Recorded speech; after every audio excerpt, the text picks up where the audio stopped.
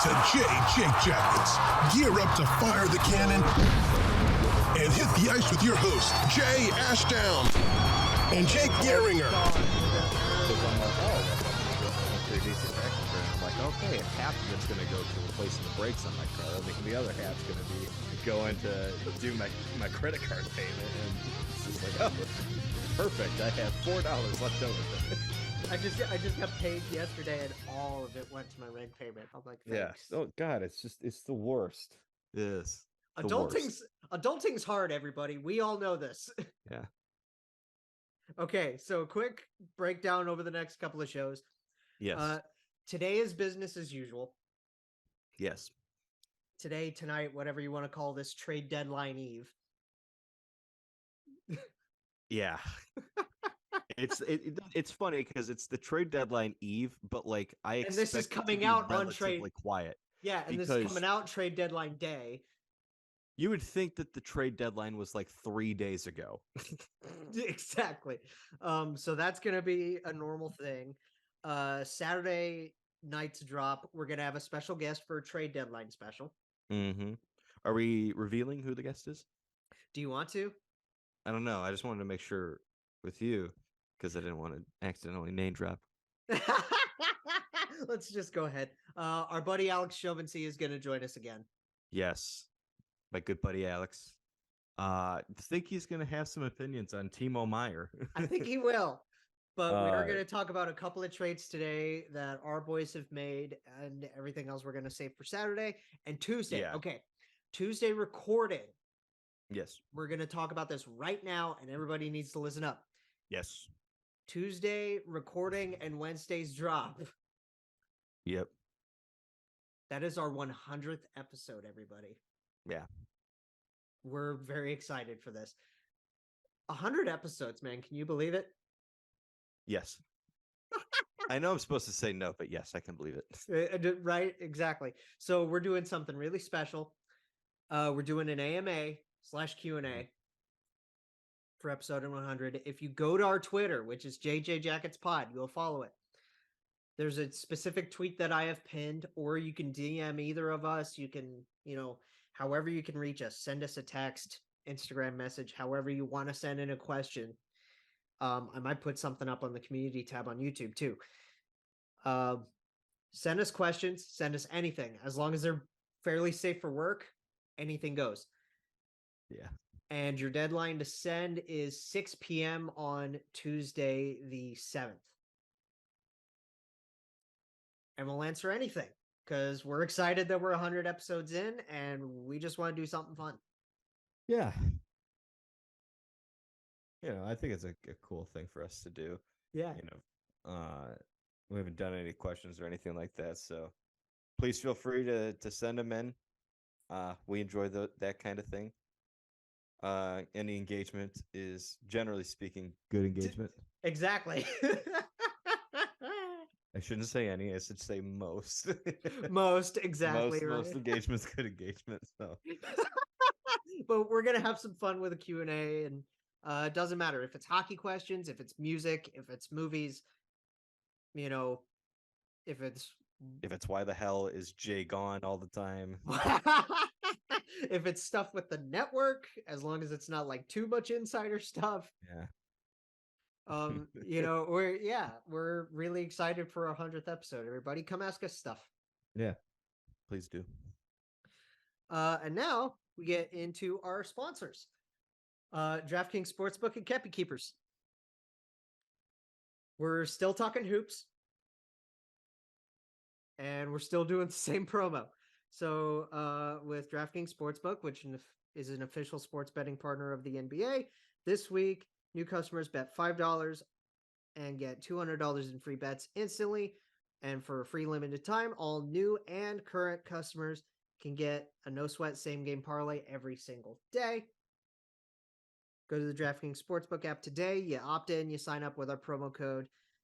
Place your same-game parlay on any game, and if it doesn't hit, you get your free bet right back. So what's on the schedule today?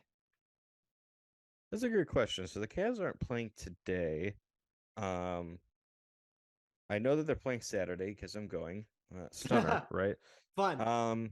Okay, so this is interesting. This is just the one that jumps off the screen to me is Sixers at Mavericks. Ooh. Now, the Sixers are 40-21. The Mavericks are 32-31. I But the was gonna say, Mavericks are favored. what about tomorrow too? Because this is gonna drop tomorrow. Okay. Probably better to look at tomorrow. Yeah, probably better to look at it when the episode goes up, right? Exactly. That just And shows you the disconnect that this thing has. okay, never mind. There's no lines out for tomorrow. Ah, So I want to talk about the Mavericks and Sixers. We'll go back to that. So the okay. Mavericks, despite worst record, they're at home. They're favored by 2.5. It's on TNT, so it's a nationally broadcast game. Well, But that's fun because you get Joel Embiid, you get Jokovic. you get you get Kyrie and Luka Doncic. You get Joel Embiid. Or They've Doncic, got that's Tyrese right. Maxey, James Harden.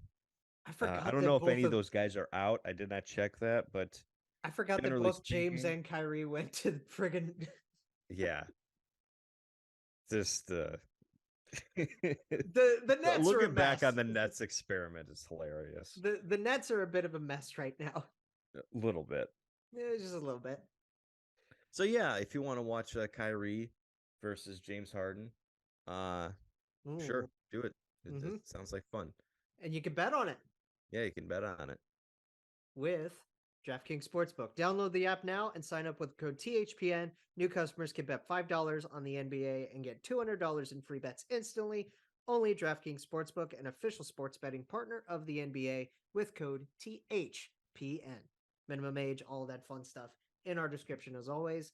And kept keepers. Here we go. I think it's pretty easy.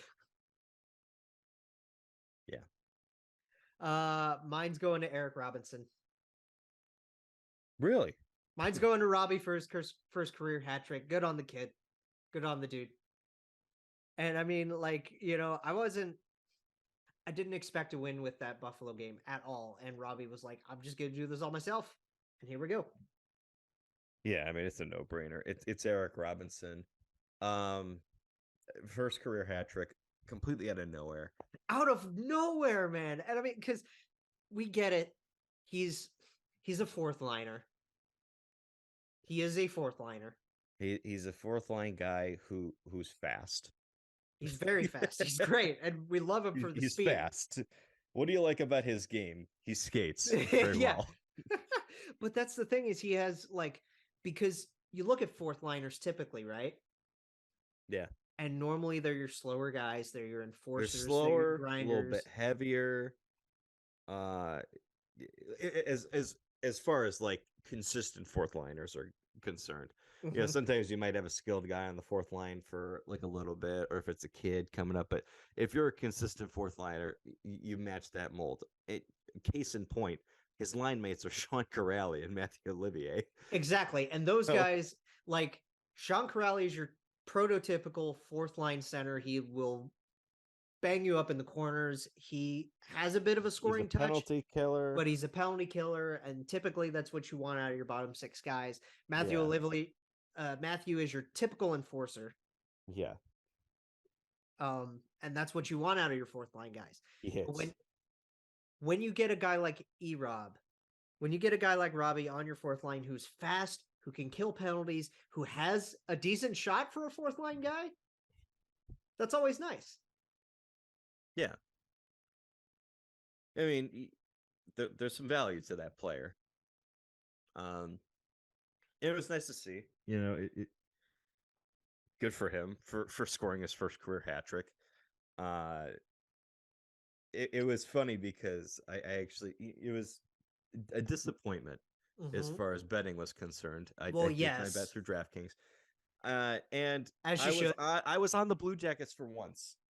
I know you. Yeah. I was gonna say you texted me about this, didn't you? Mr. Positive over here, Mr. Glass half full as always. Look at you. I bet the Blue Jackets to win. Yep, you had a 3-leg parlay on this, right? I bet over 4.5 goals because it's Buffalo. Every game's high scoring, so I was over 4.5 goals. We'll get that. Even if we don't win, we'll get that. So they got that too. But the one I needed, it was a $10 bet that would have won me $120. I needed Look at me being super positive. I bet on About Jack Roslovic. Yeah, look at me. And he You let was me the down. he was the No only kepi one. for you, Jack. Gosh. Jeez. Poor Jack. I like, man, No, I'm mad at him. I know you are. It's just, I mean, we can talk about Jack a little bit more on Saturday. Yeah, we'll see. I We'll mean, I see. haven't heard anything, Well, but we'll because see. he's a part of that rumor mill. So, like, As he we'll should have be. we'll have Alex on so we can talk about Devil's rumors. We can talk about Jacket's rumors, and whoever else that didn't really pan out by the time. But yeah, congrats to Robinson. Mhm. Congrats to Johnny's best buddy Yep. on getting a And, cappy and from his, both of his us. brother's name is Buddy. Oh my god, I keep forgetting those guys are related. Yeah, look at me. Look at you retaining siblings in the NHL. Mhm. Yeah. Other than the I'm Kachuk impressive brothers. like that. Other than the Kachucks. Because that's the one that everybody knows. Wait, those guys are brothers? They look more like cousins to me. They kind of do, don't they? You know, it was funny, and it relates absolutely They kind of do. not at all. But No. I was doing sometimes when I play Chell, I'll just go down a rabbit hole of just looking at guys' Wikipedia pages when Yeah, I'm I've like been there. customizing rosters. I've been there. And so I was doing Darnell Nurse, Yeah, and then I started to do some research on Sarah Nurse as right. well. Yeah. So it's both super interesting. I didn't realize this. hmm They're both related to Donovan McNabb. Excuse me? Right? It's like, oh my god, what is with that family? That whole family. What? Well, Like, there's damn. a lot of weird like familial stuff like that in the NHL, and this is totally just because of your tangent. Yeah. Like when you find out that certain guys are like the nephew of like a legend and they're like a Yeah. scrub or like Mhm. something like that. 100%. But like it's like really interesting when it's like cross sports too. Yeah. I didn't realize initially until we got Seth Jones that Him and his his dad. dad was Yeah. Popeye Jones, Exactly. It's like who played in the NBA and then was an assistant coach with the Pacers for a while. right. And then So they moved like to Texas and it's interesting how that happens. But yeah, that was the one thing I figured. I was like, oh my god, Donovan McNabb, that's crazy. Excuse me? It's like Yeah. it's like if Bronny went into the NHL or something. Right. Right? Like Yeah, like I don't know, like, and it's not like distant either. I'm pretty sure like Donovan McNabb is directly the uncle of them. God, wow. Wow, Like, that's wild. yeah. Speaking of wild, we got to talk about Minnesota for a second. Okay. I like where this is going. Because that was a part of this recent little branch of games that we got to breeze through, I right? did win money on that game. You did. So we shut out Minnesota at home. Yeah. What was the last game we even talked about? Jeez. It was Foodie in Arizona, right? It was like, wow, the food show in Arizona Oh or my in God, he Dallas, and scored then the again. Arizona game, and he Watch scored out. again. This guy's taking off. I know. So Got a nose for the net. so they win or they lose 2-0. Excuse me, at home. 2-0. We didn't talk about that one, but it was a typical Columbus Blue Jackets game against Marc-Andre Fleury. They didn't score. It was the other Gaudreau show as Freddie Gaudreau got an assist on the first goal on the game winner by Brandon Duhaime, and then Kaprizov. Oh my God, this guy. How do we like? He had 4 goals in 2 games against us. How do we talk about Gabriel Kaprizov like a lot, but then also not talk about him enough? It's very. Is that a conference effect? Like, Yeah, I'd say so. I mean, conference and market. Not that Minnesota is like a really small market, but no. Comparatively speaking, he just doesn't get enough. He doesn't get as much attention as he should. He's Exactly. unbelievable. He's electric. That was his 34th of the season. Yeah. And that was from Jacob Middleton, who all of a sudden is like amazing with Minnesota. Mm-hmm. And Hartsey, which is, one of his right hand guys. Like him and Ryan Hartman work so well together. Yeah. I like Ryan Hartman. I do like Ryan Hartman. I would love to get a beer with the guy. Yeah, me too. And then a win at home against Edmonton. I was supposed to go to this game. Oh, that's tough. My dad and I were going to plan to go to this game. So we sweep the Oilers. That was kids' night or kids' day, which was awesome. Win for the kids. We swept the Oilers. We swept the Oilers. What the hell? But Connor McDavid Take that, Connor. Well, Connor did kind of get his revenge because this was a friggin' barn burner. Of course, our guy Kirill had to score to start from Johnny and Jenner. Yep, love that. J&J, Kirill my favorite law firm. KJ&J. KJ's been a bit of a heater too. Dude, Kirill Marchenko is climbing up this rookie goal ladder like it's nothing. Yeah. And he's like almost to the top of it somehow. Like, what the hell is happening? He's just that electric. And then we get Booney from Patty Laine and Jack Roslovic, who you needed a goal from. Yeah, I believe so. I think that was the one that he tipped. That was Boone's 18th from Patty's 20th and Rosie's 27th. Look at Rosie creeping up on 30 assists. Creeping is the proper word. It kind of is. It is absolutely the proper word there. Marshy then makes it 3-0 from Johnny's 39th assist. If that tells you anything about what the hell's going on with Johnny Gaudreau, it's literally just Johnny and his band of merry men in Columbus. Yeah. It's like, wow. And this will tell you about Johnny and his band of merry men because Patrick Laine only has 17 goals up to this point. Scoring from Boqvist and Roslovic. The shutout gets ruined by Warren Fogle. It's 4-1. Leon scores to make it 4-2 from Connor and Tyson Barrie, who is now gone. Yeah. And we'll talk about power him play goal on Saturday. Leon's 36th from McDavid's 64th assist. Wow. I'm just going to let that sink in for a second. 64. Let that sink in. Have you seen that GIF? Yes. It's so funny. It's so good. And then, of course, Connor had to score his 47th and 48th right in a row. First from Kulak, second from Kulak and Barrie.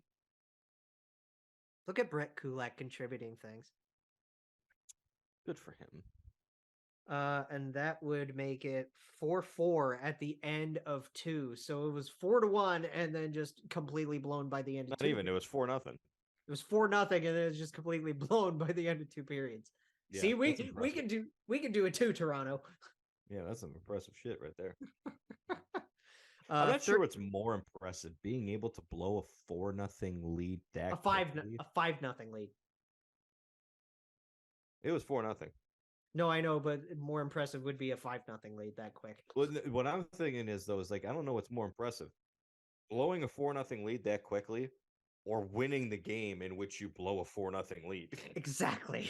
So the third period starts, and apparently Rosie just decides he's going to do everything. Yeah, he decided that he was him.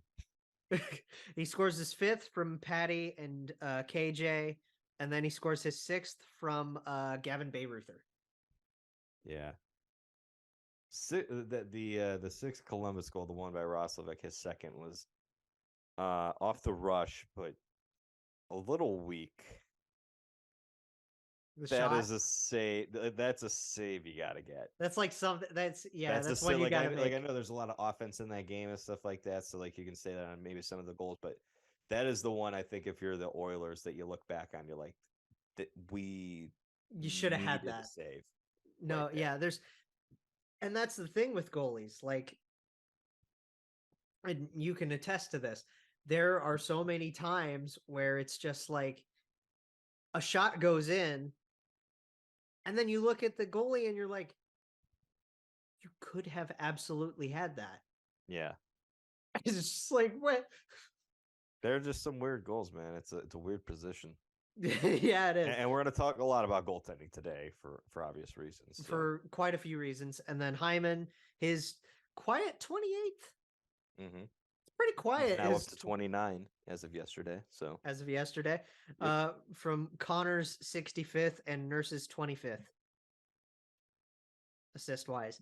And that's the Edmonton game. And then we lose in Minnesota in overtime because Kirill Kaprizov decides he has to do everything because he kind of does.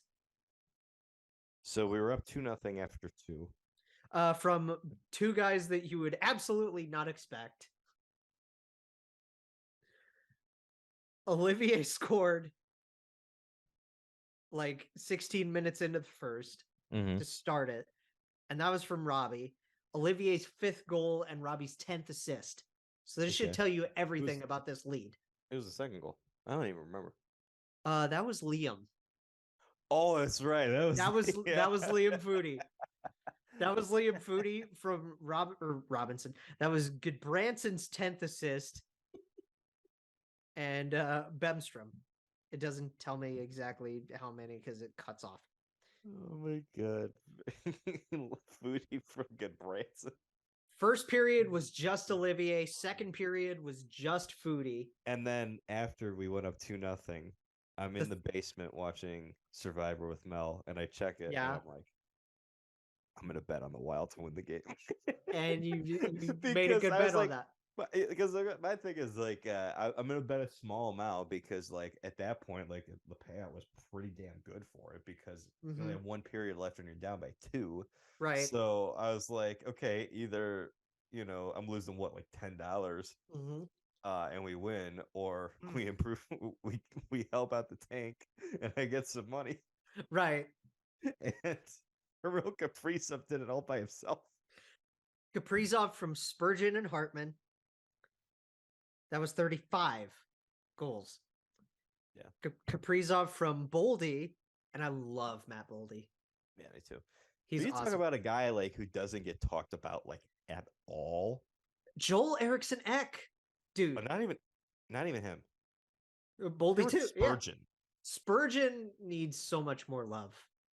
Good God, he's been good for like a decade. He's been so good for so long, and nobody. Yeah, well, because he was paired for the longest time with Ryan Suter. Yeah. So he was just kind of the other dude in that, and then it was Brodin, and everybody loves talking about Brodin more for whatever reason. Yeah. And don't get me wrong, I like Jonas Brodin.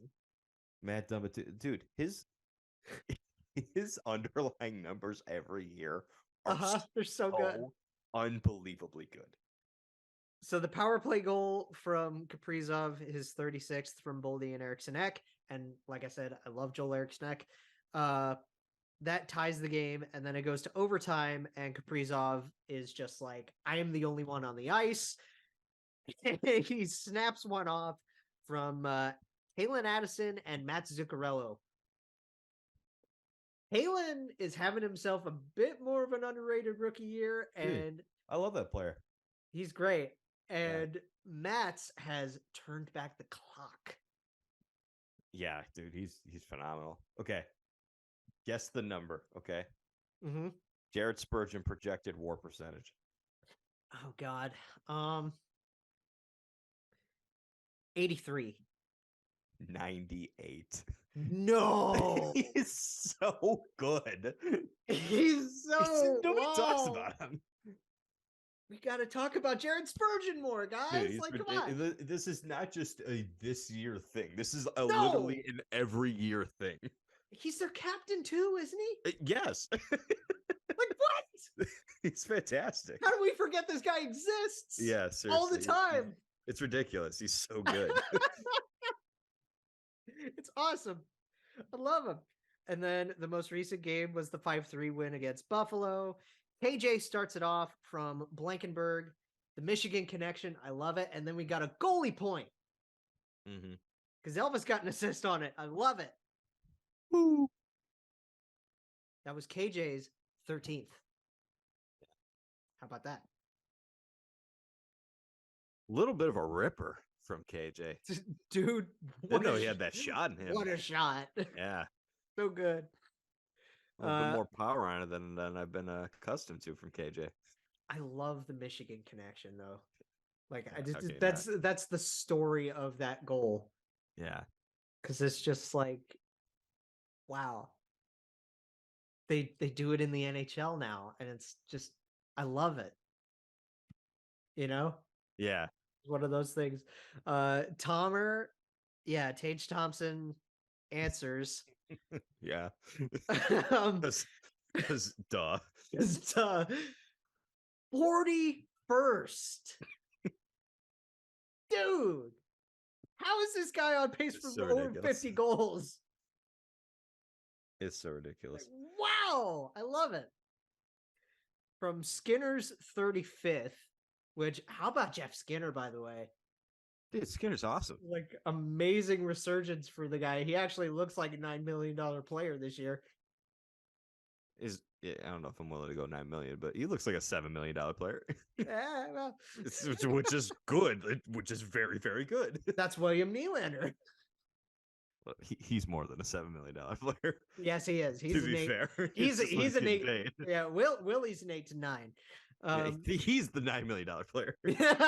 And then Jack Quinn gets the other assist on that. I know you like yourself some Jack Quinn. I am. Yep, I'm very high on Jack Quinn. Dude, future's bright in Buffalo, man. And then Robinson makes it 2-1 to end the first. That was an unassisted goal.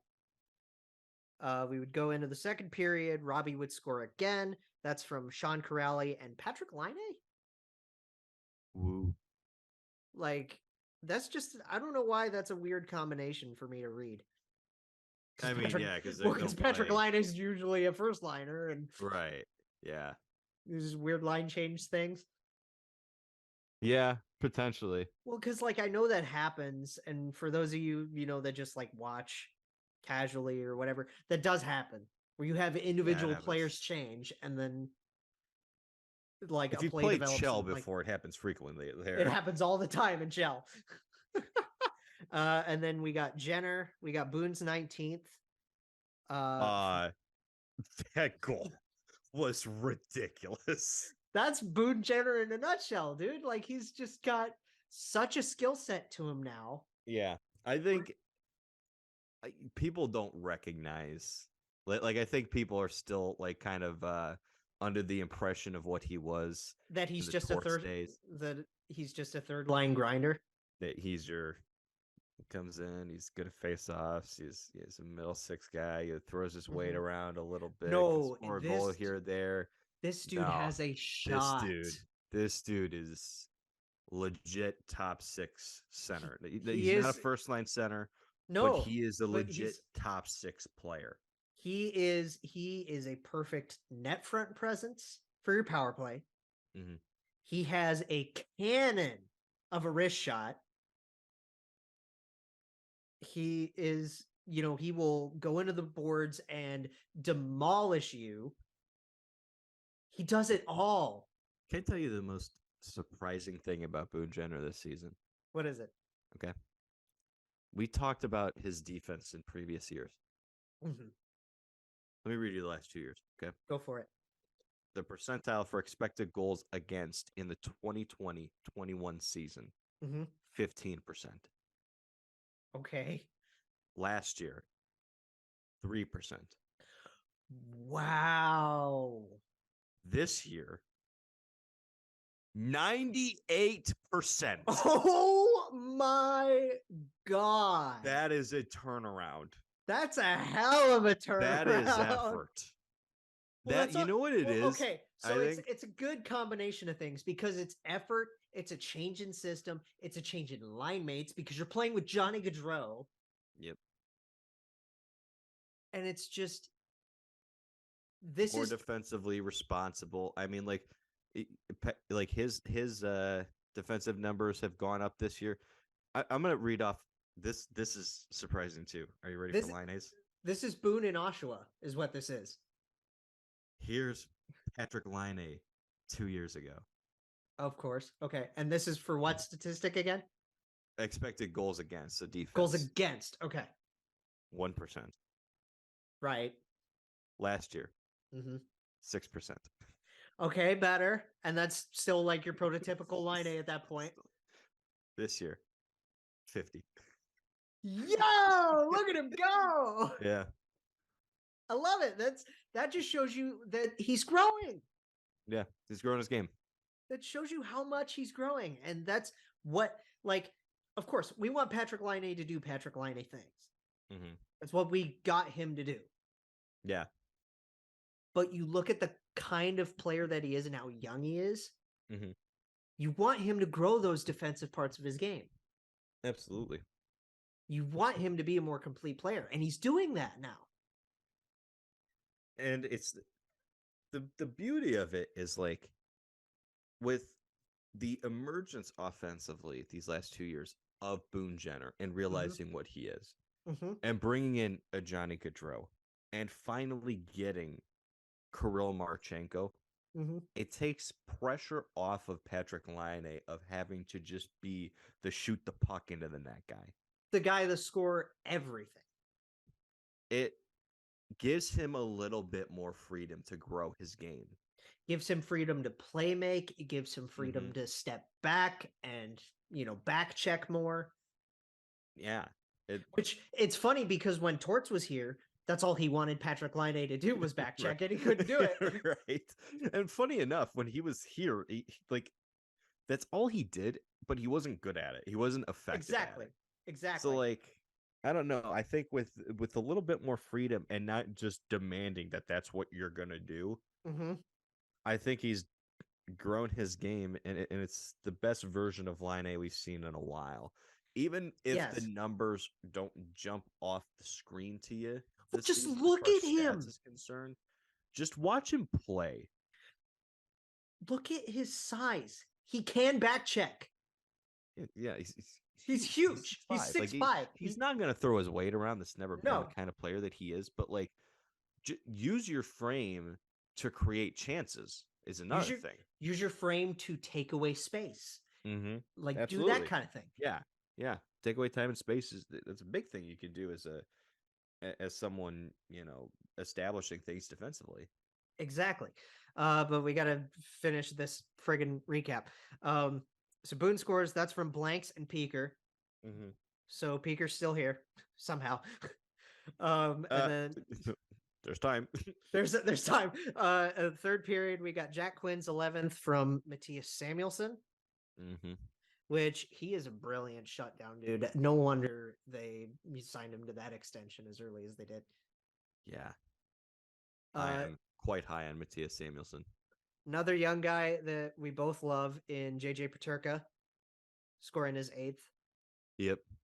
From two amazing young guys in Owen Power and Peyton Krebs. That's just a young goal, and that's a fun one. Yeah. Which, let's just get this out of the way now. Owen's going to have to really step up over the next little while with Rasmus Dahlin on injured reserve. Yep. So hopefully Owen can carry his weight and do his thing. That would make it 4-3. And then Robbie gets his 8th on an empty net for the hat trick and to secure the win, assisted by Boone. Yep. Fun win. It was a very fun game, fun win. And I know, we talked about this standings wise. Whether you want, for a good draft position, we want losses. Sure. But if a win's, it's not as much that it's a lottery. Sure, the percentages are up, but it's a lottery. You can just about anybody can get Bedard. Yeah. To me, it's not so much locking in, we're gonna get Bedard. It's I just want a top 3 pick. Yeah, I want one of Bedard, Fantilli, or Carlson. Yeah, exactly. Get us a very, very good locked in draft pick in this lottery. Yeah. And we're fine. And obviously, we make the jokes, but it's that's what we want to see. And when it comes to how these results pan out, overtime is the worst thing for that. Yes, I've said it before. That's exactly what I'm referring back to this. Yeah. Whether we I win or said, we like, lose, please just make it regulation. yes, because overtime losses legitimately hurt you. It's just, Like, man, I honestly would have rather seen us beat Minnesota than to then lose in overtime. have Kirill just be a one-man show. I was fine with him being a one-man show, but dog, could he have gotten the hat trick in regulation? I was gonna say score a buzzer beater. I don't care. Yeah, do that. Like, I'd much rather have that. Like, do what the Devils did to the Blue Jackets. Yeah. Do what you got to see in New Yeah. Jersey to the Blue Jackets. Like, geez. Yeah, just without me in attendance. With Neil in attendance, please. Yeah. All right, so games are done. We're gonna move on to our, like, I don't know why. Maybe it's just because they're this good. I've really enjoyed talking about the Bruins this year.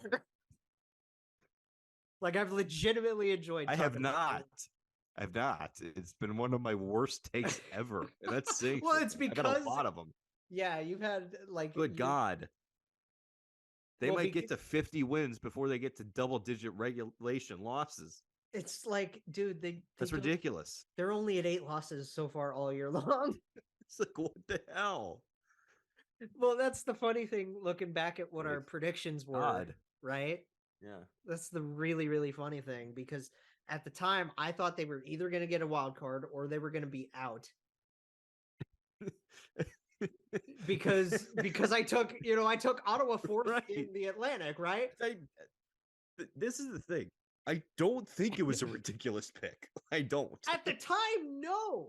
Because McAvoy was hurt, Marchand was hurt. It appeared to be longer term. We didn't think Linus Olmark was the best goalie in the league. We didn't think he's the best goalie in the world right now. Because he's better than, like, at times he's better than Andre. Dude, he's gonna win the Vezina.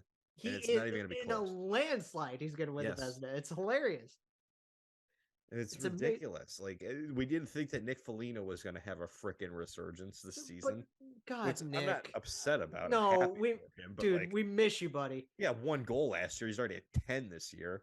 Exactly. And now that they've made the moves that they made, they bumped him up to the 3rd line. And it's like, good for Nicky, man. Like, it's like, they're just ridiculous. They're a ridiculous hockey team. And like, I don't want to turning say, back the clock. David Krejci turning back the clock. Taylor Hall is him. Like, Pavel Zacha is him. I like Jim Montgomery, and I've been pretty open in my support of him. He's a great coach. I didn't think that it would be this big of a gap between him and Bruce Cassidy like this. Like not to say that he's that much better of a coach. No, because look at what Cassidy's doing in Vegas. Necessarily a better coach than Cassidy, but like, we knew that, like, when they let Bruce Cassidy go, that it was potentially just to kind of reset the locker room a little bit. Yeah. Maybe guys aren't, or maybe they're tuning them out, whatever. I didn't think it was like it would be this big, though. The locker room is reset, all right. Good God.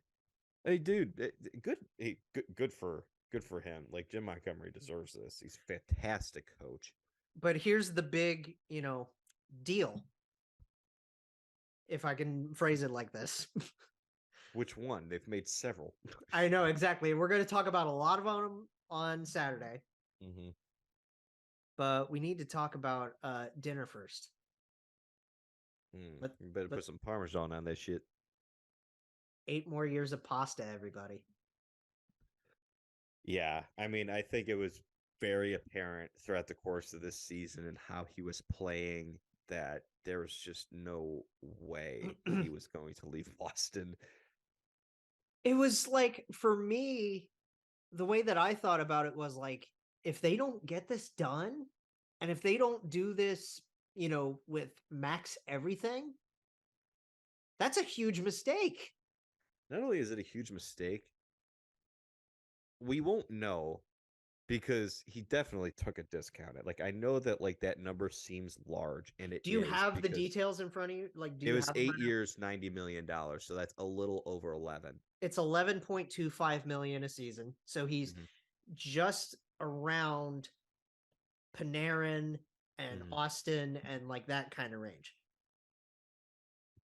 He's better than Panarin. Last year, obviously Matthews was better, but he's better than Matthews this year. He's making He's a yeah, top 5 player in the league, yes.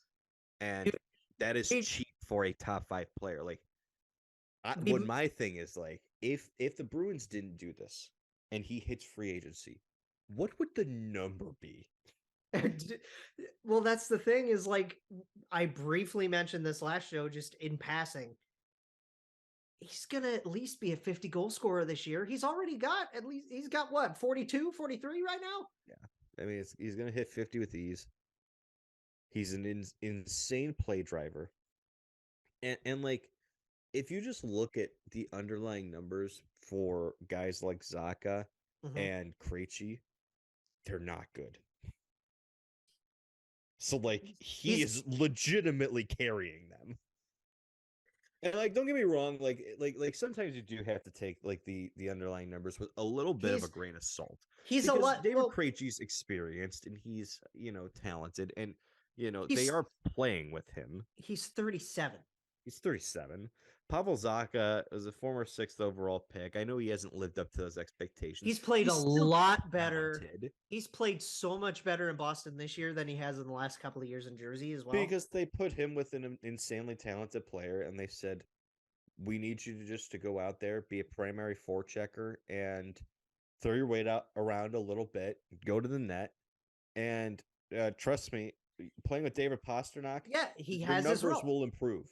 He has So, his role. yeah, like, I think there's a lot of guys on the Bruins who can do what Pavel Zacha does, but Mhm.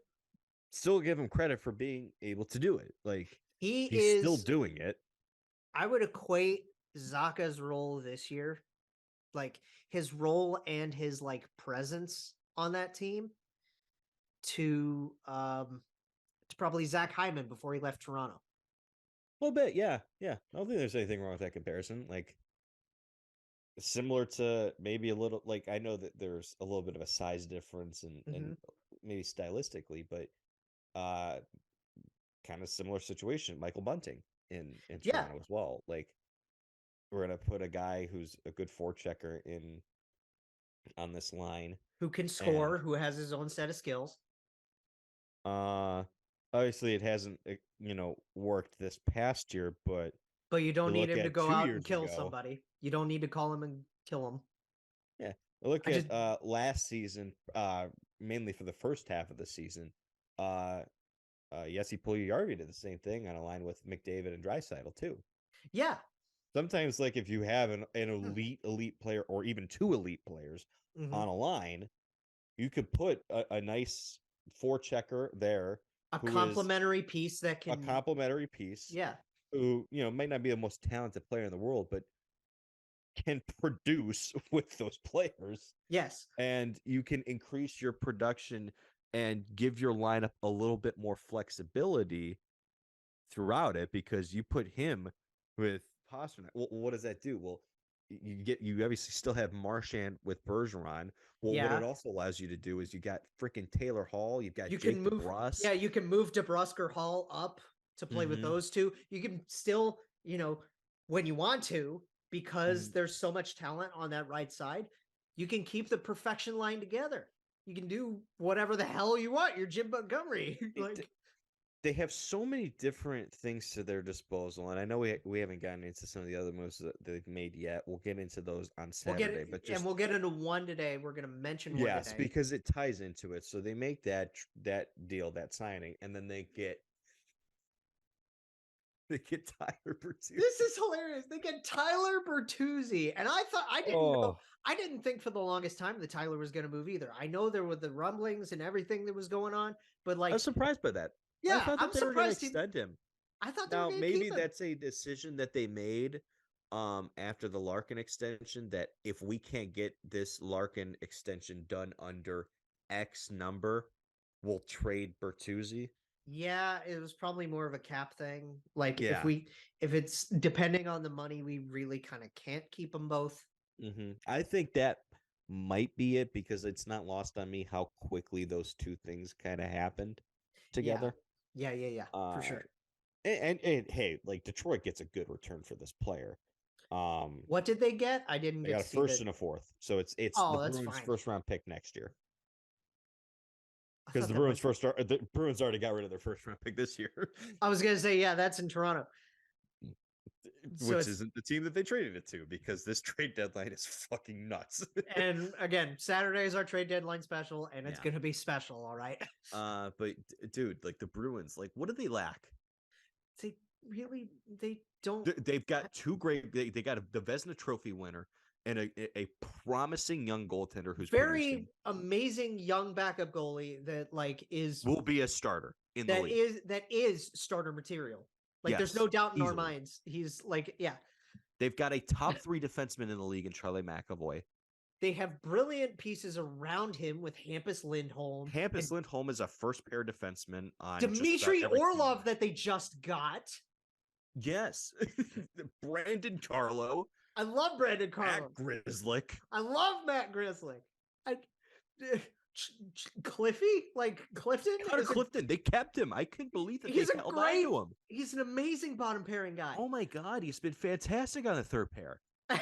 They don't have a weakness on defense. No. So you don't have a weakness on defense. You don't have a weakness in that. You've got an amazing coach who's going to win the Jack Adams. Let's look at the forward group. Trent Frederick, Thomas Nosek, and Greer on your fourth line.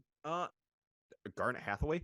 Garnet Hathaway too. Like so you get a team that already has Jake DeBrusk, Brad Marchand, gets Trent Frederick. They Nick get Foligno, Garnet Charlie Hathaway and Tyler Bertuzzi. So not only are they loaded on defense, loaded in net, have an amazing coach, have incredible scoring up front, and fantastic depth, they're also going to beat the ever-living shit out of you. I want to see this as a third line. I want to see Tyler Bertuzzi, Charlie Coyle, Nick Foligno as their third line. Dude, they don't have a weakness. And then your fourth line is Frederick, Nosek, Hathaway. Mm-hmm. Like, dude. like think back on it. Like, God, like every team that has won a cup, at least most teams that have won a cup have had at least a weakness. Last year, Colorado had Jack Johnson playing on the third pair. There's a lot of, when it comes to teams that win the cup like that, you also got to remember that accruing so many players is crucial to this. Yeah. The Canucks in 2011, 2012 went through 13 guys on defense. Yeah. Like, you know, if we're on the topic of the Bruins, like when they won the cup in 2011, they had a fantastic player in Blake Wheeler, but they needed more depth. They went out and they got Rich Peverly for their center depth. Oh, Rich. That was big for them. They went out, they got Thomas Caberlet. They had Mark Savard. Yeah, they made several trades at the deadline to bolster that team, and they ended up winning a Stanley Cup. The East is just like, it's such an arms race. Here's the thing. We've seen so many trades, and like we'll go through them on Saturday, but like, you know, the Devils got better, the Rangers got better, the Leafs got better, the Bruins got better, the Lightning got better. But the Bruins say it's an arms race. The Bruins didn't need to get better. But the Bruins are just so far ahead of everybody. Like, I'm not saying that they're just going to walk to the Stanley Cup final. No. I mean, God, like when we talk about betting favorites, the number that comes out for the Bruins to win the cup is going to be like not even worth betting on. No, like if they win the cup, you will not win much money. I feel like if they win the cup, people are going to lose money. It's like it's ridiculous. It's here. I'm gonna pull Like up the I am being standings. like as genuine as possible when I No, say this. exactly. Anything other than a Stanley Cup championship is an utter failure Okay, you for the want Bruins this season. you want the league wide, because this is league wide that I've got right now. Or like, how do you want me to break this down? You want Let's start. Give me the top 5, but go from 5 to 1. We obviously know Boston's 1. 5-1? Okay. Fifth place. And here's how much of a chasm it is between East and West. Mhm. Just as a quick aside. Vegas is the first team, like is the top team in the West. And they're like 7th. They're 7th, people. They're 7th. So the top 5 in the league right now. New York Rangers are 35, 17, and 9 for 79 points. Mm-hmm. Fourth are the Leafs. They're 37, 16, and 8 for 82 points. Okay. Devils are third. Which, shout out to our boys. Yeah.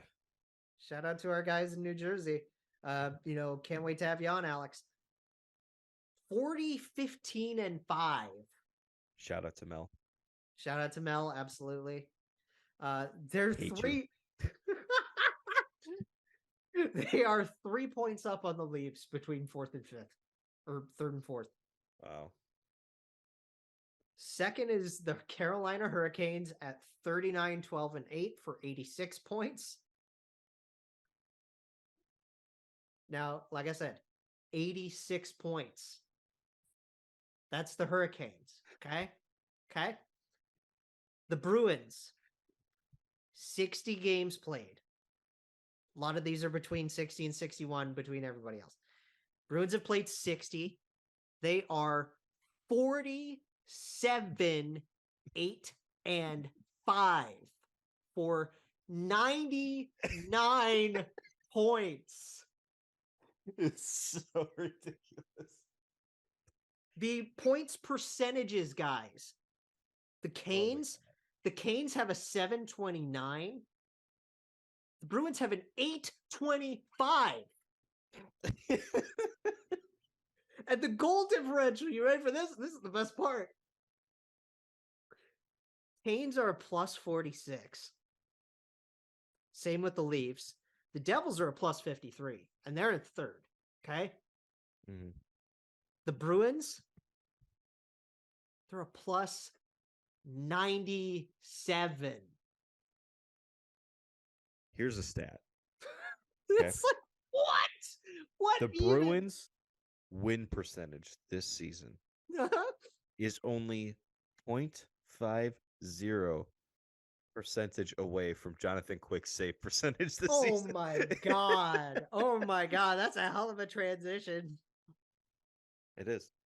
Okay. So we're going to talk about the vast majority of trade deadline stuff on Saturday with Alex. But we wanted to kind of make it special and talk about the Blue Jackets trade stuff here today. What kind of podcast are we? A Dallas Mavericks what podcast? Kind of podcast do you think this is? A Canucks and Coyotes podcast that sometimes talks about the Blue Jackets? Because that's what it is. That's kind of what it is, isn't it? Sometimes. Okay, so the first trade I want to talk about is the trade between Columbus and Minnesota. So Minnesota gets Gustav Nyquist's contract. He's going to be out for most of the rest of the regular season. He wants to come back as early as he can. Chances are he's going to be back a week before the end of the season, and he's going to be skating, and he'll be in the lineup game 1 of the playoffs. Yeah, chances are this is like a Kucherov move. And why not? If you're Minnesota, this is a fast guy who can play in your bottom 6 and provide a little bit of an offensive punch to your team. And that is something that I think Minnesota needs for the playoffs. So, what a low risk move. Oh my God. They are desperately going to miss that 5th round pick. Okay. Right? So here's a funny thing, right? Haha. So wasn't there like some clause or something that the league like announced Yeah, about it cap was a very shenanigans? threatening aura about, oh, we're not gonna stand We're gonna penalize you taking for cap like circumvention based moves. Ignore the fact that Shea Weber was just traded 4 days prior to us saying this. yeah. So basically, for competitive teams, Yes. putting players on like trading for dead contracts, the league was supposedly going to announce penalties for that. But apparently, if you're a team that is at the bottom and trying to make room for the cap floor so you can hit the cap floor, you can trade for dead contracts all you fucking want. It's hypocritical. It's total bullshit, and it's stupid from the league. At the end of the day, I love this tweet from Steve about it because they were talking about Ryan Lindgren yeah, in Patrick Kane's debut with the Rangers. yeah. I love this tweet from Steve today. Hi, I'm Gary. If you're trying to win, cap shenanigans aren't allowed. If you're trying to tank, cap shenanigans are allowed. Also, tanking doesn't exist. I am very smart. That's a good one. It's great. I like that a lot. Like at the end of the day, like I've maintained the same position that I've always maintained about this. These are the rules that you've set in place. Yeah. Teams and general managers are smart. They will catch on and they will manipulate the system. They'll find loopholes. Let them do it. They'll find loopholes. And it's to a point, I understand being rigid. To a point. I know people complain about this. It's not ruining the league. No, everybody knows about it, and now look at what they're doing. What's the problem? And it's kind of fun to talk about. If you're in an outlet like us, it's kind of fun to talk about, right? Teams, it's not as simple as this. So we're just going to put this guy. No, you have. There's a lot of calculations and a lot of math and a lot of strategy that has to go into doing this properly. There's a reason why the Predators are only retaining 4% of Matthias Ekholm. Yes, but it's it's like you only get 3 spots of retention for a player, and they're doing it for that minuscule of an amount for 4 years. Right. I do find that interesting, but like as far as that's concerned, like it's a non-issue in my opinion because everybody's caught on, everybody's doing it, and the fact of the matter is, if you change the rules, yeah. They're gonna find new loopholes. They're gonna find new ways to fuck around with you, Gary. Yes. Like it's like so it's like you're fine. Who cares? This is the system that you have in place. It's not ruining the game.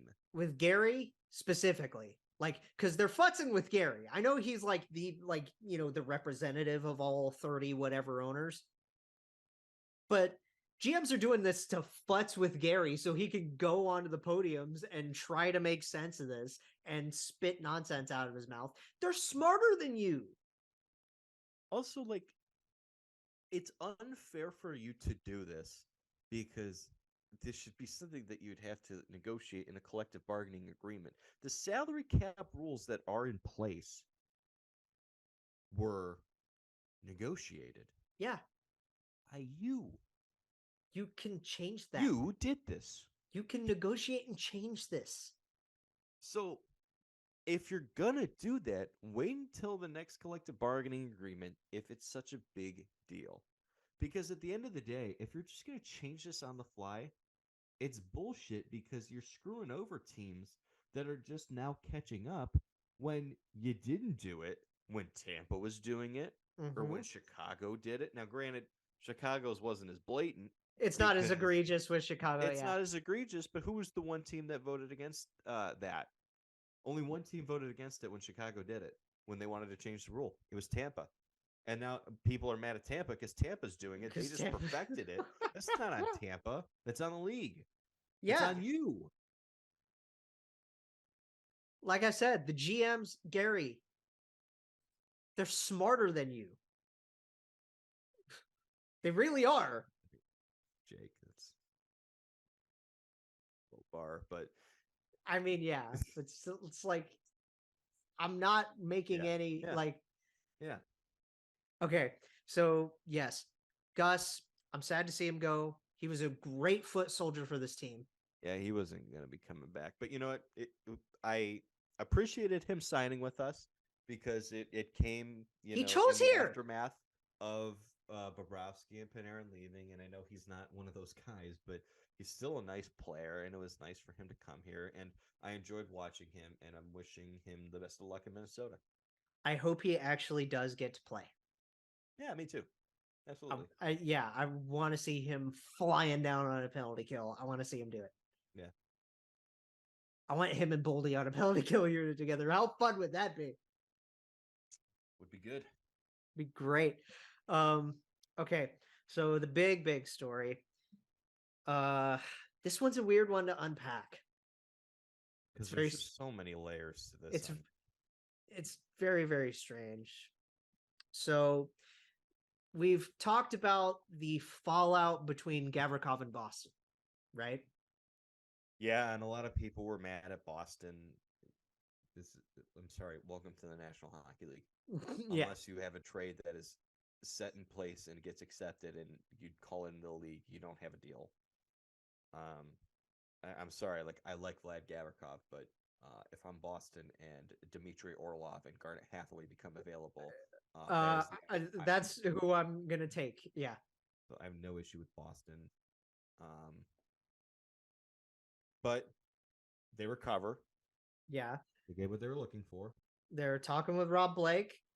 We knew that Corpy was the other more likely candidate to be traded, and I thought that it was just going to be Corpy at first. I thought this was just going to be Jonas going.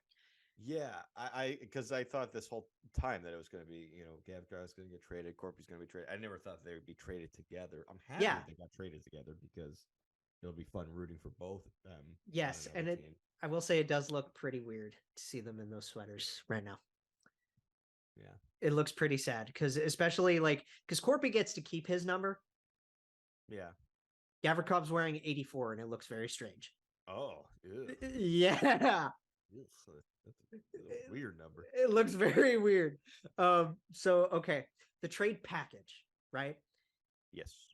Vlad Gavrikov and Jonas Korpisalo going to Los Angeles. Yes. And that was it. It was just the players, right? Just those two. Just those two. For a first rounder in 23, a third rounder in 23. 24. 24. Okay. And so they got the first and the third that they were asking for Vlad. So there's a condition on the pick. The condition is we get the pick if the Kings make the playoffs this year. They're really in no danger of missing the playoffs, but if they were to miss the playoffs, it would turn into a second-round pick this year and a second-round pick next year. Got it. Okay. So conditional pick. But it's probably me first. Yeah. We get the picks we were asking for Gavi. That's fine. But then we see that we're getting Jonathan Quick. And I kind of I was texting with Alex about this. Our instant reaction is, okay, they're either immediately going to flip him or they're going to pass him through waivers for contract termination. Yes, so he can just retire and be done. Somewhere. I never once thought that when we got Jonathan Quick in that deal that he was going to suit up for us. I didn't either. And well, here's the thing here's the story part of this, right? Mm-hmm. Jonathan Quick has been a Los Angeles King for his whole career, his entire career. This is dirty. This is pretty dirty on Rob Blake's part. I know part of it is doing right, but the other part is you're going to deal him here? Here's where so I read a tweet from one of my buddies who's a Kings fan, and I think he makes a good point here. Okay. It's dirty if this is Jonathan Quick's last year. Yes. And if it's not Jonathan Quick's last year and he's planning on playing next year and it probably wasn't going to be with the LA Kings anyway, then it's not as big of a deal. Right. But if this is it for Jonathan Quick, it is I was listening to It's I was listening to SDPN, and yeah. Adam made a very, very, very good point. I Uh-huh. don't know if you listened to it. Did you listen to it? No, not this most He recent said one. No. he said we talk all the time about how GMs need to be ice cold. He said, "This is so ice cold, I'm uncomfortable." Yeah. And I think that's kind of how most people feel. Well, that's actually a very rare good point from Adam. Is that a controversial statement? I don't know. It's just, Because this is like, dude, he's been a king his whole career. yeah. Why not just let him ride Like, it out? when you like I get he's been this is the point that Steve made that I agree with. It's a good point. Is okay, you did it. You damn well better win, because if you bow out in the first round, or even if you bow out in the second round, but if it's like you're out in 5 or something like yeah. that, like Mhm. it's not a good look. No. I'm not saying you got to win the cup, but like you do this, like you should at least make it to the conference final. Go on a Because if you run. don't, it's like, oh, you did all that for what? Like I know you have to give your team the best chance, and there's no doubt about it. This like let me phrase this as best as I can. Okay, Mhm. Gather your Jonathan words. Quick is a franchise icon. Yes. A goalie who not only won you 2 cups, He but won you your first. He won your first one nearly by himself. He was unbelievable for them in 2012.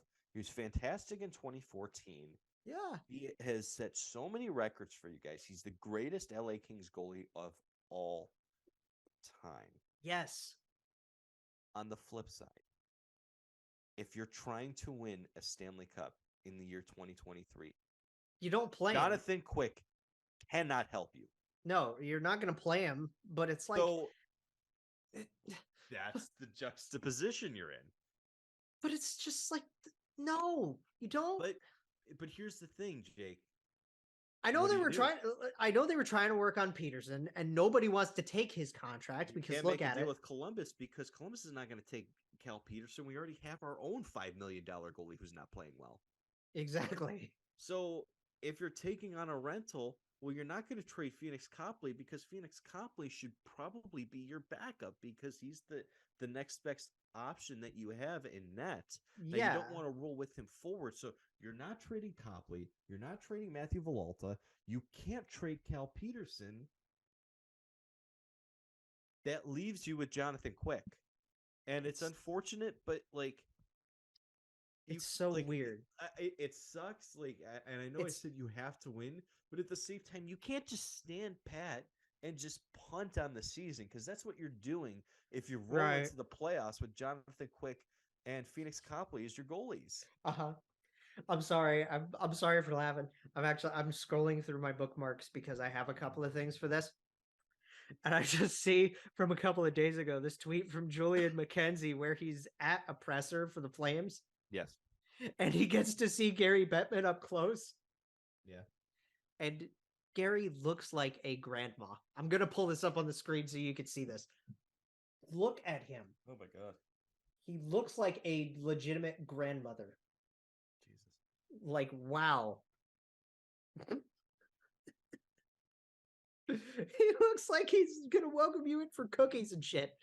So from that end, I think we covered that well. So here's another thing from Sfo that I want to read out about Jonathan Quick. And this will tie into the trade that was made earlier today when we're recording this.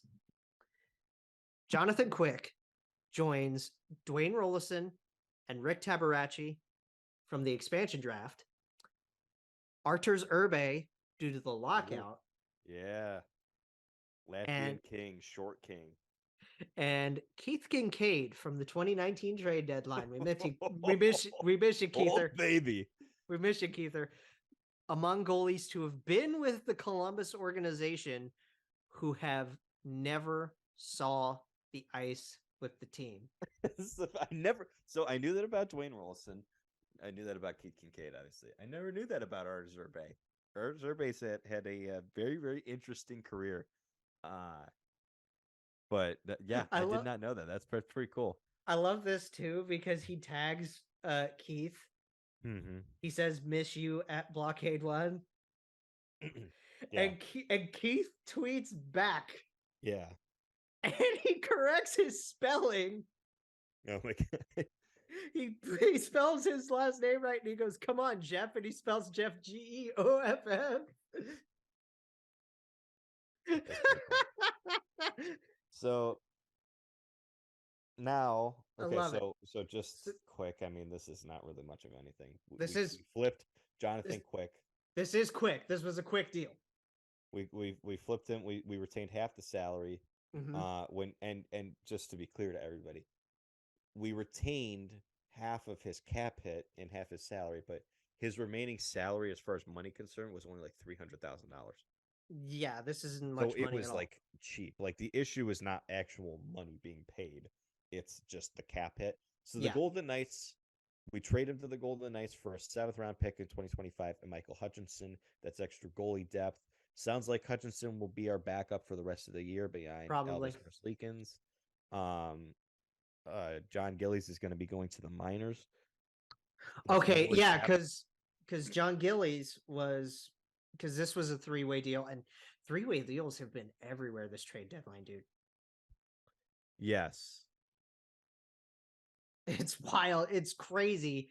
I should say it's wild because the Wild have been a part of a lot of these 3-way deals. So yeah, so we get John Gillies for extra depth, and we got Hutchinson as our backup behind Elvis for the rest of the season. But two things, okay? And the first thing is, it is genuinely hilarious that the Golden Knights went out of their way to get Jonathan Quick just to spite the LA Kings. Yeah, that's funny. So Vegas of them. But now to the real meat and potatoes of the podcast, really. Well, here's another very funny thing because you mentioned retention slots earlier, right? Yes. Arizona's used all 3 of theirs now. Yeah.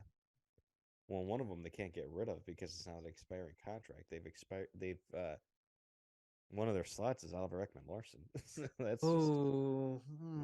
it's a long time. Ouch. And yeah, so basically they can't retain on anybody until free agency bans. Yeah. We traded Jakub Voracek. Yes. And a 6th-round pick. That's where we got John Gillies. Mm-hmm. So we trade away a 6th-round pick to get rid of Jakub Voracek's contract because it's not really as helpful to us as it will be for the Arizona Coyotes. Right. And this is what we were talking about earlier with teams that are like near the bottom of the standings and their cap shenanigans versus teams, competing for the cup and their cap shenanigans, right? It's a whole different ballgame. Yes. But now, the Blue Jackets side of the Kings trade. And I want to go on a little bit of a rant here. Okay. Because I think much of our fan base is getting it wrong. Oh, you actually... Okay, so you want to do this on air. Okay. Yes, I do. All right. Because I sent you some text messages. Yep. I sent you some stats. Go for it, King. Go off, King. Do it. And I've said this on many occasions on this show. I'll clip this so people know. Yeah. Sure. This has been going on not this year, not last year. This has been going on for 4 years now. This has been going on for a long time, guys. Since Bobrovsky left, it has been a constant debate between Elvis Merzlikins and Jonas Korpisalo. There's people who are team Corpy, people who are team Elvis. We've talked about this on the show before. We're team Blue Jackets. Yeah. We want both these guys to succeed. We want to win. We want both of them to do well. But obviously, because when it comes down to they wear this crest, people. Pay one to be your starting goalie. To move forward for the next decade plus with paying 2 guys like that. Like it just doesn't work like that. That's not how having a salary cap works. So you have to look at the context and make a decision based off of that. So let me start with two facts about these guys. Mm-hmm. They were both third-round picks, okay? Yes. Korpisalo was drafted a year before Jarmo Kekalainen became general manager of the Columbus Blue Jackets. Mm-hmm. Merzlikins is the first goalie that Jarmo ever selected in his second draft. Yes. So naturally, one is his guy. Yes, exactly. And in picking him, despite having Sergei Bobrovsky long term Mm-hmm. and already having guys like Anton Forsberg, who is in the system, Oscar Dansk, who's in the system, Jonas Mm-hmm. Korpisalo, who is in the system, he found a guy he liked, he picked him, and he had the freedom and the flexibility to let that player develop for 5 years overseas. Yes, and Okay. he wants to stick with his guy. Understandable. So you head into the this would have been the 1920 season. The COVID shortened season, yes. Yes, the season that was cut short with like 10 games left in it. And we had to have a bubble after 6 months of not playing. And understand that Jonas Korpisalo played well to start that season. mm-hmm. He didn't play in the All-Star game, unfortunately, because he got hurt, but he was named as an All-Star Yes. for his efforts. His save percentage that season was .911. That was a very solid save percentage for him. Yes. But Elvis, after stepping in, had a better save percentage than him.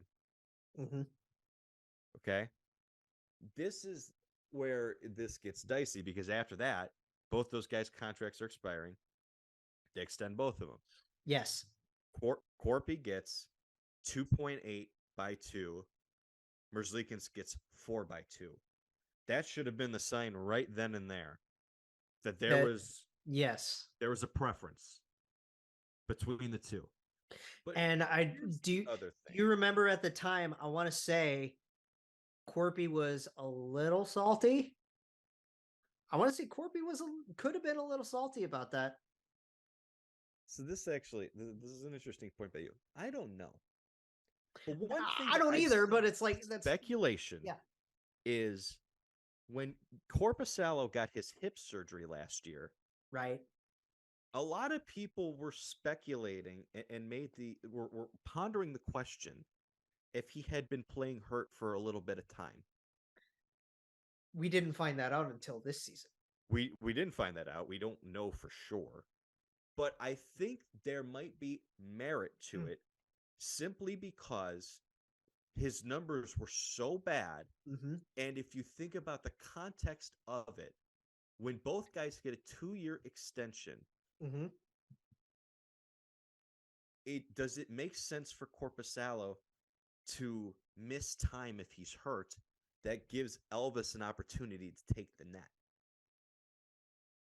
Is it at all possible he was playing through something because he wanted his minutes, he wanted his starts, he wanted to take the net. He wanted to be able to compete for this, yes. Because we all know he loved it in Columbus. He loved Columbus. He loved being in Columbus. I think he wanted to stay in Columbus for a long, long time. We have friends. Danny is, quintessential, like she has a quintessential like friendship with this guy. Yeah. Okay. So here are some stats for you. Okay. Mm-hmm. So at the time of the extensions. Yes. Okay. The first extension. Korpisalo had a .908 save percentage and a .280 goals against average. Not bad. Not bad at all. No. And a lot of that was driven up because the 2 stints that he has as a starting goalie in 15-16 when Bobrovsky was hurt and at the start of the season as the number 1 guy, he played pretty well. He had bad results as a backup, but the few stints he had as consistent starter, pretty solid. Yeah. But over the course of the next year, Merzlikins continues his play very well, and Korpisalo falls off a map. Yes. So much so that when you look at the timing of it, with both guys having 1 year left on their contract, one got another extension, the other did not. Corby did not get a contract extension.